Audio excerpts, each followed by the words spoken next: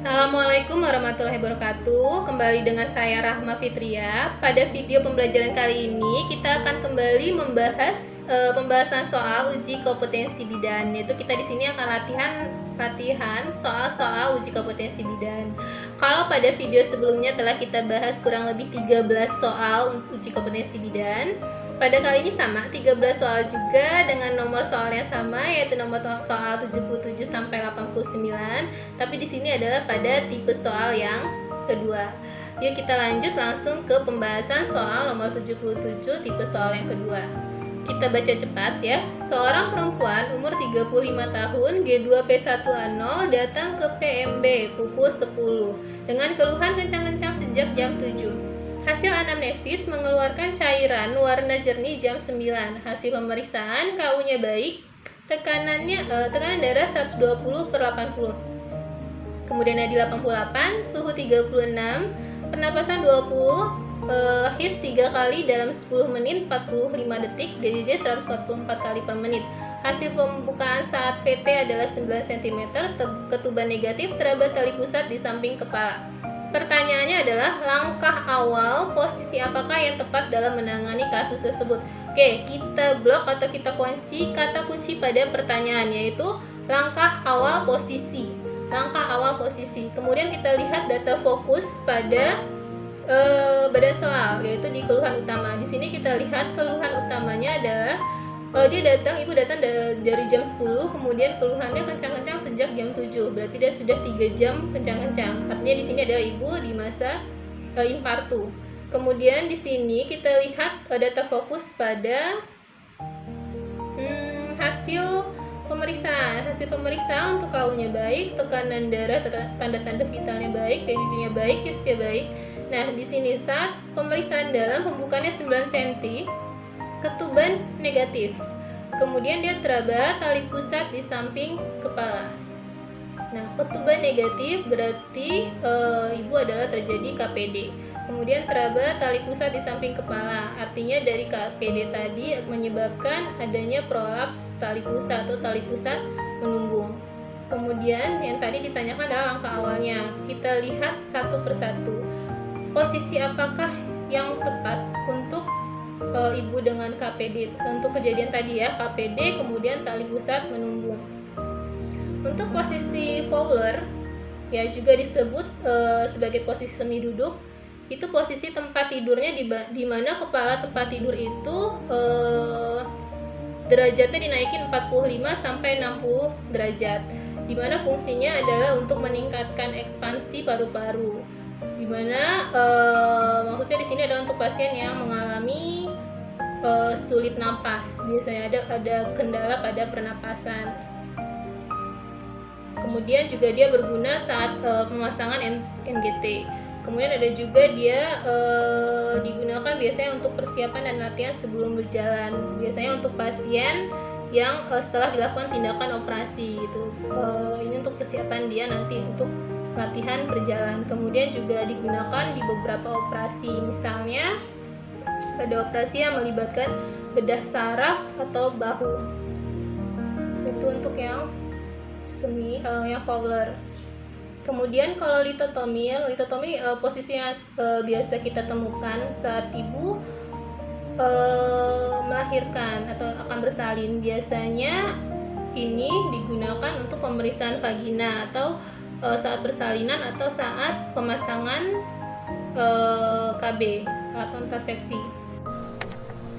Selanjutnya adalah tadi ya posisi knee chest atau posisi lutut dada.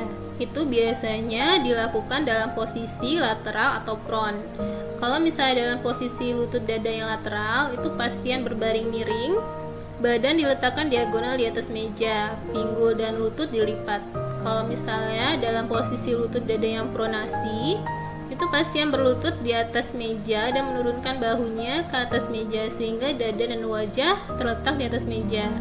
Biasanya posisi ini digunakan saat pemeriksaan ginekologis dan dubur.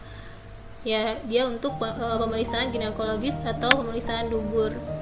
Pada posisi ini ya tadi pasien itu biasanya menungging, kedua kaki ditekuk dan dada menempel pada bagian alas tempat tidur. gitu ya, posisinya seperti gambar ini. Kemudian posisi semi fowler. Nah, tadi kan di posisi fowler itu ada beberapa variasi. Ada yang posisi yang pertama itu fowler rendah. Fowler rendah itu dia 15 hingga 30 derajat. Ada yang posisi fowler semi fowler, yaitu 30 hingga 45 derajat. Nah, ada yang fowler tinggi atau hampir vertikal. Kalau yang E, yaitu Trendelenburg, itu dilakukan dengan menurunkan kepala tempat tidur dan mengangkat kaki tempat tidur pasien. Lengan pasien diposisikan lurus di samping tubuh, ya seperti pada gambar. Biasanya posisi ini digunakan untuk pasien dengan hipotensi, ya akibat dari peningkatan tekanan darah, atau untuk postural drainase, yaitu digunakan untuk memberikan postural drainase dari lobus paru basal itu. Atau juga biasanya posisi ini digunakan pada ibu dengan KPD, yaitu jadi ibu ditidurkan dengan posisi ini dengan harapan bahwa ketuban tidak pecah terlalu dini dan tali pusat itu masuk kembali ke dalam kahung uterus. Jadi usaha ini biasanya digunakan untuk mengurangi kompresi tali pusat. Sehingga jawaban yang paling tepat di sini adalah posisi Trendelenburg. Yaitu tadi kan adanya KPD dan teraba tali pusat. Sehingga untuk mengurangi terjadinya kompresi akibat dari tali pusat menumbung tadi, dilakukanlah posisi Trendelenburg. Kemudian soal berikutnya. Seorang perempuan umur 35 tahun G2P1A0 datang ke PMB pukul 10 dengan keluhan kencang-kencang sejak jam 7. Hasil anamnesis mengeluarkan cairan warna jernih jam 9. Hasil pemeriksaan KU-nya baik, tekanan darah 120/80. Nadi 88 kali per menit, suhu 36 derajat Celcius. Kemudian HIS 3 kali, DJJ 144, hasil pembukaan 9 cm, ketuban negatif, teraba tali pusat di samping kepala. Oke, pada soalnya sama seperti soal nomor 77 tadi ya. Kemudian pertanyaannya adalah, kemungkinan apakah yang dapat terjadi pada bayi jika tidak ditangani dengan tepat pada kasus tersebut? Oke, kita kata kunci di pertanyaan ini yaitu kemungkinan yang akan terjadi kalau penanganannya tidak tepat. Ya, kemungkinan berarti di sini adalah komplikasi yang biasa terjadi ya. Kita lihat data fokus pada badan soal, yaitu di keluhan utama. Di keluhan utama, ibu tadi datang keluhan kencang-kencang sejak jam 7. Jadi dari jam 10 tadi, dia datang jam 10, kencang-kencangnya dari jam 7, berarti sudah mengalami 3 jam ya. Kemudian hasil pemeriksaannya tadi KU baik, semuanya baik ya, tapi dia di sini ya tadi ya ketubannya negatif, kemudian teraba tali pusat di samping kepala, KPD dan adanya prolaps tali pusat. Kemungkinan yang terjadi apabila tadi kita tidak menangani secara tepat adalah yang A fetal distress, B facial paralysis, kemudian C perdarahan otak, D fraktur klavikula, E kehilangan pengeluaran bahu. Ya, jadi di sini kan tali pusat menumbung atau prolaps tali pusat atau prolaps funiculi itu jika tali pusat teraba keluar atau berada di samping dan melewati bagian terendah janin di dalam jalan lahir. Jadi tali pusat dapat prolaps ke dalam vagina atau bahkan di luar vagina setelah ketuban pecah tadi. Nah, dia ini akan mengakibatkan tali pusat itu terjepit antara bagian terendah janin dan jalan lahir, sehingga sirkulasi janin tadi akan terganggu, dan inilah yang mengakibatkan terjadinya hipoksia fetal. Dan bila berlanjut, ini akan mengakibatkan fetal distress. Fetal distress itu ditandai dengan melemahnya detak jantung janin, sehingga jawaban yang tepat untuk pertanyaan di soal nomor 78 ini adalah A, yaitu fetal distress. Oke, soal selanjutnya. Seorang perempuan umur 24 tahun G2P1A0 hamil 39 minggu masuk di BPM kala 2 persalinan. Keluhan nyeri perut tembus ke belakang hasil pemeriksaan KU baik, tekanan darah 120/80, nadi 88 kali per menit, suhu 36, pernapasan 20, TFU 37 cm, punggung kiri, kepala, his 5 kali, ketuban positif, pembukaan 10 cm, presentasi kepala hot 3, luka depan dilakukan amniotomi. Pertanyaannya adalah komplikasi apakah yang ditimbulkan pada tindakan kasus tersebut? Kita kunci komplikasi. Yang ditanyakan adalah komplikasi yang akan terjadi atau ditimbulkan pada tindakan kasus tersebut. Ya, kita lihat data fokus pada badan soal.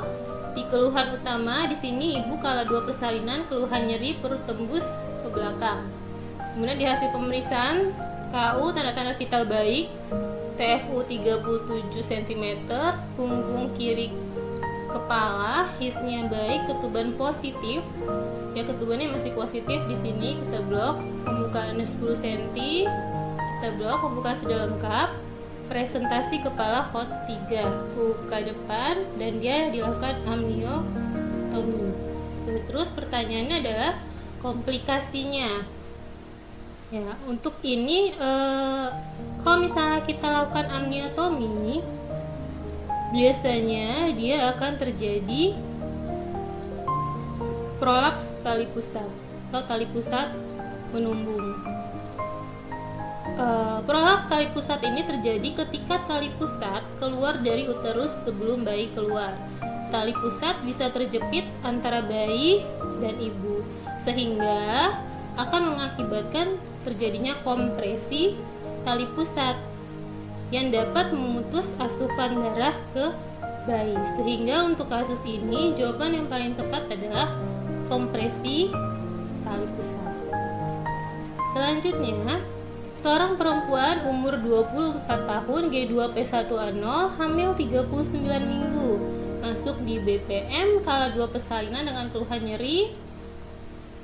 Ya, pada soal sama ya dengan yang soal yang tadi, tidak saya bacakan lagi. Kemudian pertanyaan adalah persiapan apakah yang tepat untuk melakukan tindakan pada kasus tersebut? Kata kunci di sini adalah persiapan tindakan.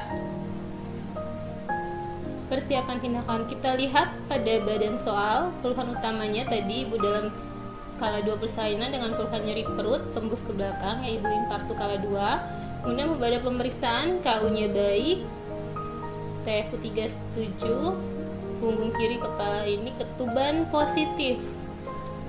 Kemudian pembukaan 10 cm, presentasi kepala hot 3, luka depan. Nah, ini dilakukan amniotomi, sehingga persiapan untuk tindakan amniotomi adalah A. Episiotomi, B.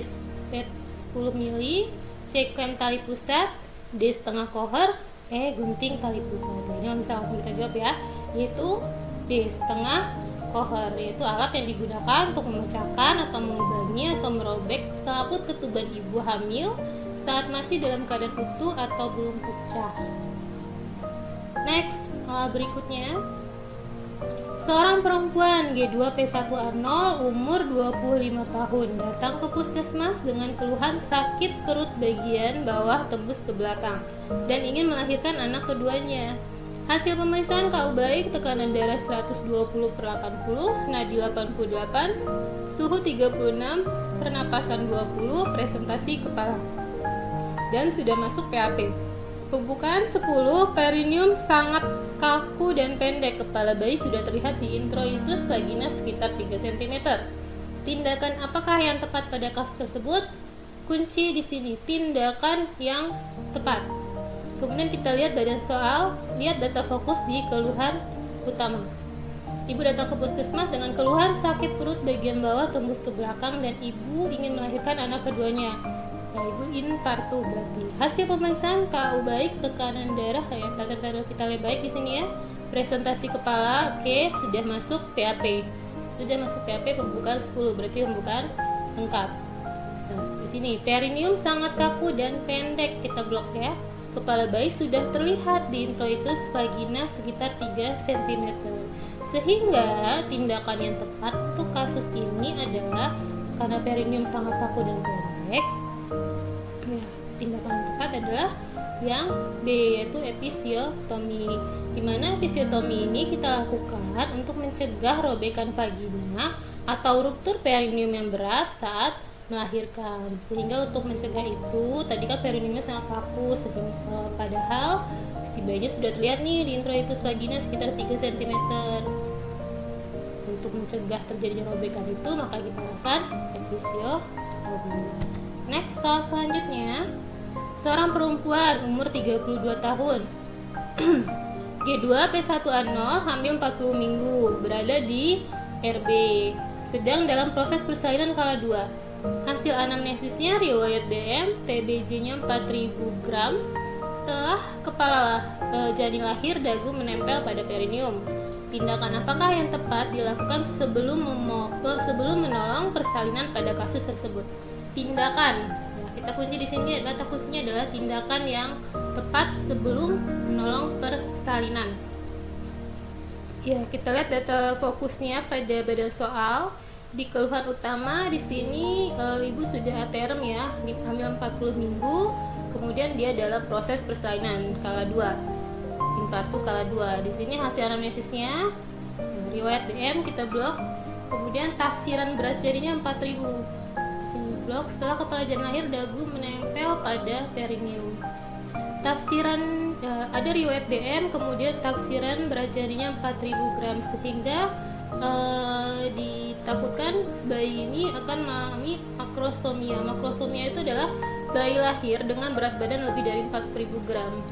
Bayi dengan makrosomia ini bisa disebabkan karena ibu dengan penyakit diabetes mellitus tadi. Nah, kondisi makrosomia ini dapat menyebabkan masalah saat kelahiran seperti partus macet, yaitu distosia bahu. Distosia bahu ini bisa membahayakan karena bayi tadi tidak bisa bernapas saat ia tersangkut.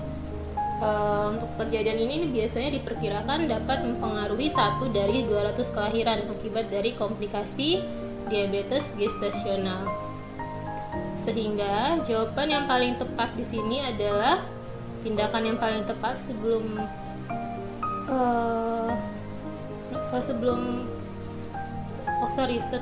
kelahiran.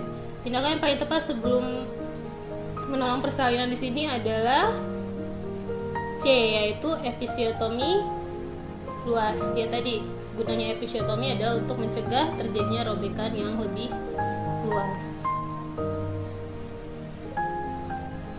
Lanjut, seorang perempuan umur 27 tahun P1A0 sementara menyelesaikan proses persalinan di BPM dengan keluhan nyeri perut.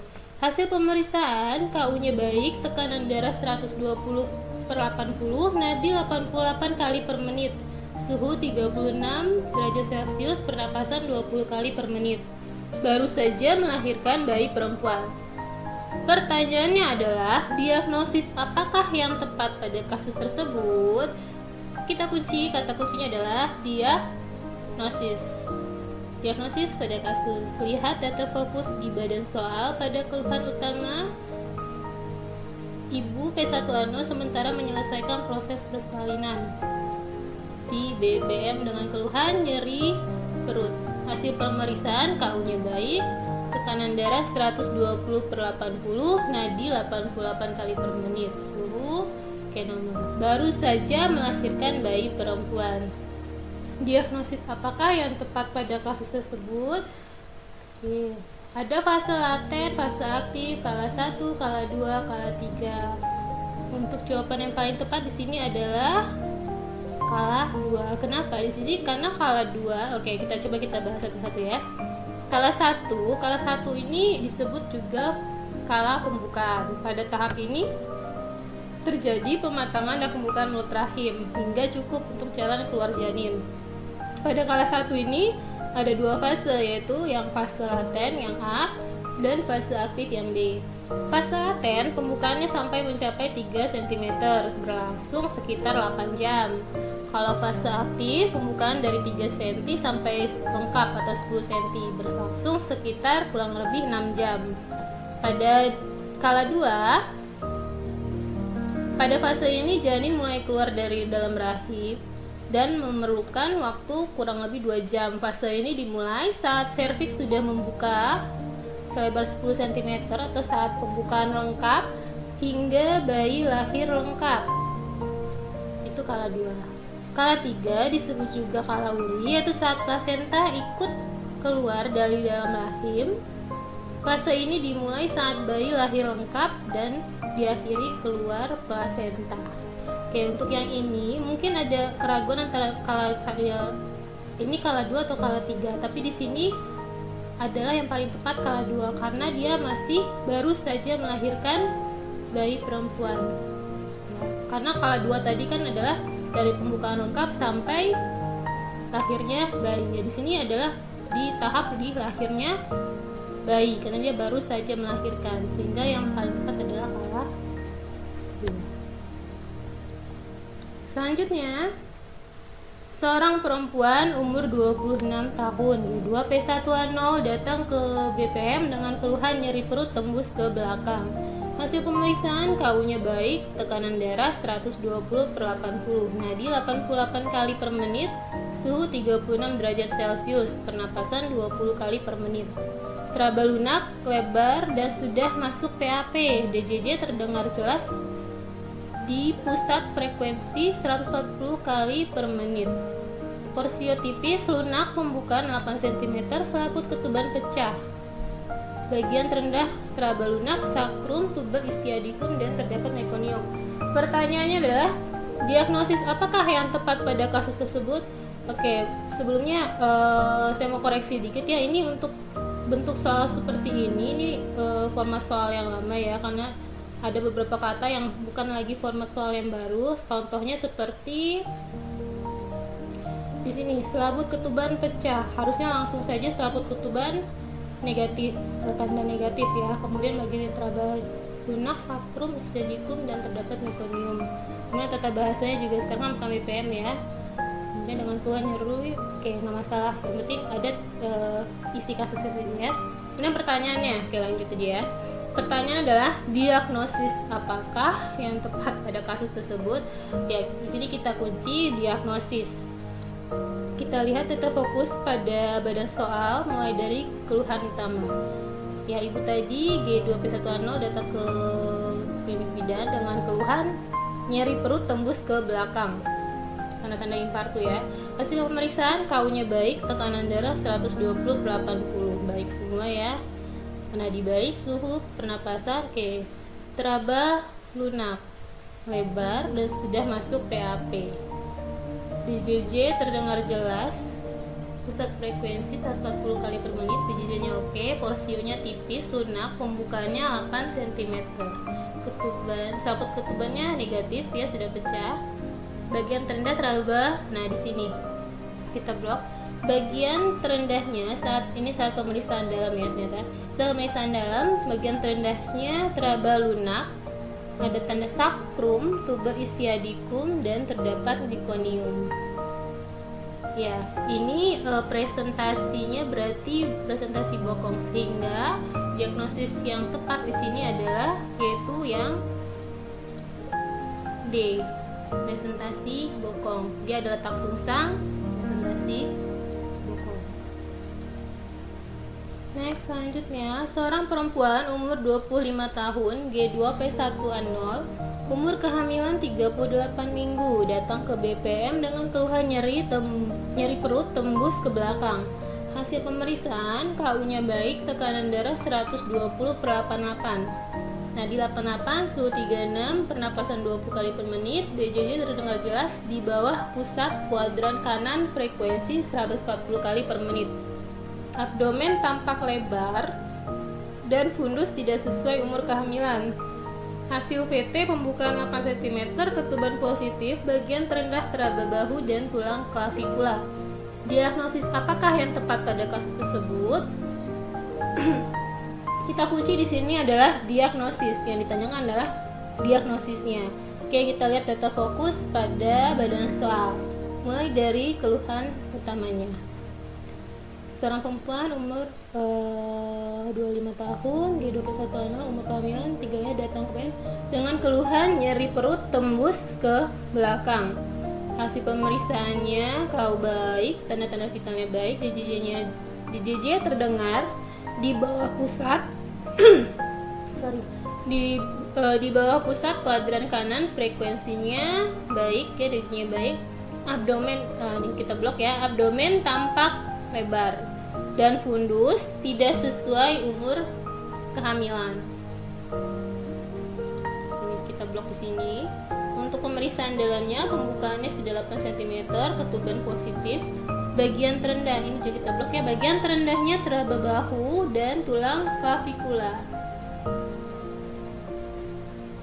Oke, diagnosis yang tepat adalah pada saat melakukan inspeksi itu misalnya kalau misalnya fundus tampak lebih melebar dan fundus uternya lebih rendah, tidak sesuai dengan umur kehamilan. Kemudian apabila hasil yang diperoleh dari pemeriksaan auskultasi atau DJJ-nya itu ditemukan di sekitar umbilikus atau stinggi pusat, berarti dia ini kemungkinan adalah kemungkinan adalah dia letak dada atau dia adalah lintang karena dia presentasi dada, letak dada. Karena di sini tandanya adalah teraba bahu dan tulang clavicula, sehingga jawaban yang tepat di sini adalah letak lintang atau yang C. Kata kunci di sini kata kunci data fokus di sini adalah teraba bahu dan tulang clavicula. Kemudian tadi DJJ-nya di bawah pusat kuadran kanan. Kemudian abdomen tampak lebar dan fundus tidak sesuai umur kehamilan. Ini adalah tanda-tanda untuk yang letak lintang atau yang C. Kita lanjut. Seorang perempuan umur 26 tahun, G2P1A0, umur kehamilan 39 minggu, masuk ke BPM kala 2 persalinan dengan keluhan nyeri perut tembus ke belakang. Hasil pemeriksaan KU-nya baik, tekanan darah 120/80, nadi 88 kali per menit, suhu 36 derajat Celcius, pernapasan 20 kali per menit, TFU 36 cm, punggung kanan, kepala, his 5 kali per menit, lamanya 45 detik. DJJ 140 kali per menit, ketuban negatif, pembukaan 10 cm, presentasi kepala host 4, muka depan. Tindakan segera apakah yang harus dilakukan pada kasus tersebut? Tindakan segera. Ini bisa langsung kita jawab ya, karena tidak ada masalah di sini, semuanya sudah oke. Sehingga tindakan segera yang tepat yaitu yang C, memimpin persalinan. Karena kan tadi pembukanya sudah lengkap, ketubannya sudah negatif, dia juga sudah di host 4, kemudian presentasinya kepala, muka depan, jadi bisa dilakukan persalinan normal, sehingga langsung kita memimpin persalinan atau yang C. Lanjutnya, seorang perempuan umur 26 tahun, G2P1A0, umur kehamilan 39 minggu, masuk di BPM kala 2 persalinan dengan keluhan nyeri perut tembus ke belakang. Hasil pemeriksaan KU-nya baik, tekanan darah 120/80, nadi 88 kali per menit, suhu 36 derajat Celcius, pernapasan 20 kali per menit, TFU 36 cm, punggung kanan, kepala, his 5 kali, kemudian DJJ 140 kali per menit. Bidan sudah memimpin persalinan, kepala sudah lahir dan terjadi putaran paksi luar. Pertanyaannya adalah, prosedur apakah selanjutnya yang tepat pada kasus tersebut? Oke, yang ditanyakan adalah prosedur selanjutnya atau next step ya, next stepnya. Di sini saya kira tidak harus kita lihat data fokus. Data fokusnya langsung aja kita lihat di hasil pemeriksaan ya, di bagian bawah nih, kepala sudah lahir dan terjadi putaran paksi luar. Pada APN kita ingat aja langkah-langkah APN. Setelah putaran paksi luar, apa yang kita lakukan? Ya, jawabannya adalah yang D, Tangan memegang secara parietal untuk melahirkan bahu. Ya, langsungnya D jawabannya. Selanjutnya, seorang perempuan umur 27 tahun P1A0 sementara menyelesaikan proses persalinan di BPM dengan keluhan nyeri perut.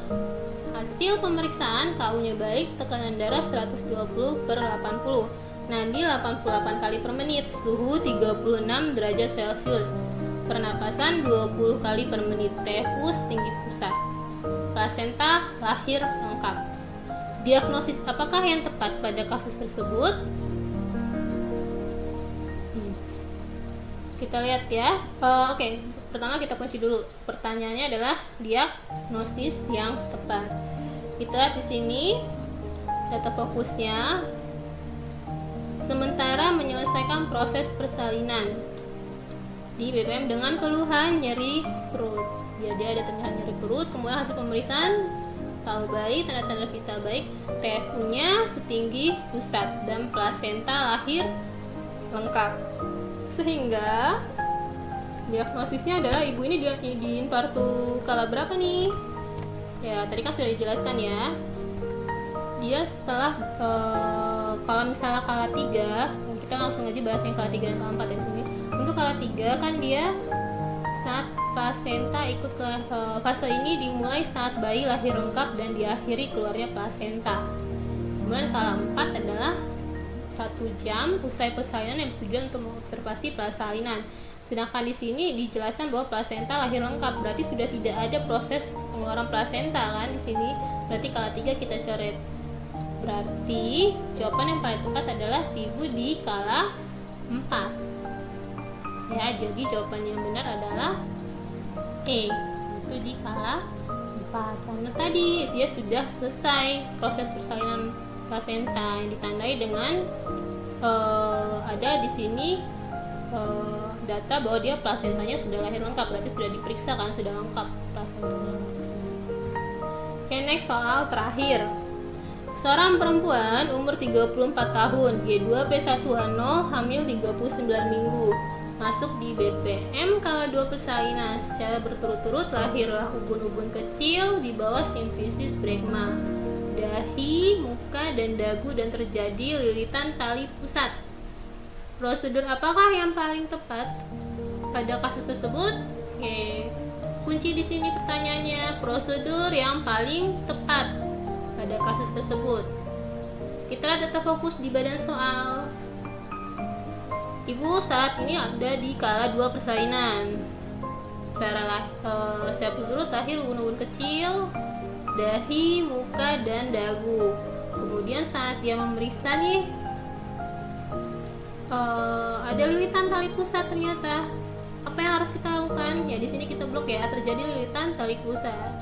Tentu saja kalau misalnya ada lilitan tali pusat, kita longgarkan dulu lilitan tali pusatnya, sehingga jawaban yang paling tepat adalah yang B. Demikianlah hasil pembahasan soal-soal uji kompetensi bidan pada hari ini, pada video pembelajaran kali ini. Next, kita mungkin akan terus membahas soal-soal berikutnya pada video berikutnya. Jadi silahkan nantikan. Saya akhiri. Wassalamualaikum warahmatullahi wabarakatuh.